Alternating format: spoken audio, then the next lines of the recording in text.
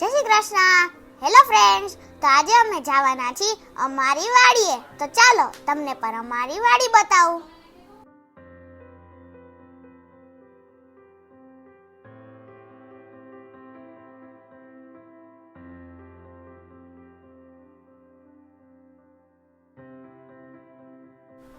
Friends, ઓકરામાં ખૂબ પાણી ભરેલું છે અને ગારો પણ ખૂબ છે, તેથી ગાડી ચાલી શકે તેમ નથી. એટલે ગાડી અહીંયા રાખીને અમે ચાલીને વાડીએ જવાના છીએ.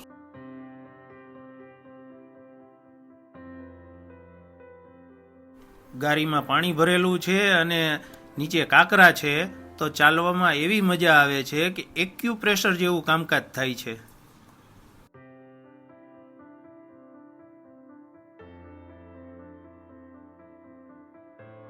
તો ફ્રેન્ડ્સ, આપણે પહોંચી ગયા છીએ વાડીએ. તો ફ્રેન્ડ્સ, આ સીતાફળી છે.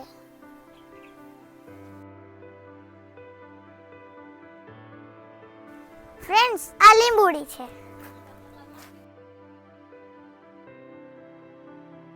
તો ફ્રેન્ડ્સ, આ નાળિયેરી છે.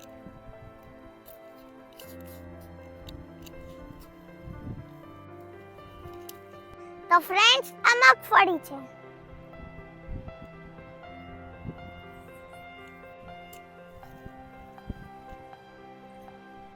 તો ફ્રેન્ડ્સ, આ પપૈયાનું ટ્રી છે. તો ફ્રેન્ડ્સ, આ જોવો સીતાફળ. અહીંયા અમે ઉતાર્યા છે અને 2 દિવસમાં ઈ પાકી જશે. તો ફ્રેન્ડ્સ, અહીંયા અમે આંબા પણ વાવ્યા છે. તો ફ્રેન્ડ્સ, વરસાદના હિસાબે આ બધોય પાક બળી ગયો છે.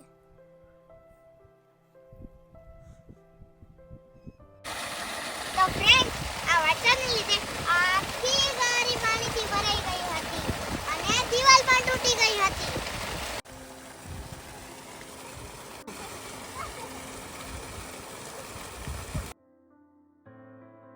ફ્રેન્ડ્સ, આ અમારી વાડીનો સુંદર નજારો છે, જે તમે પણ જોવો અને માણો.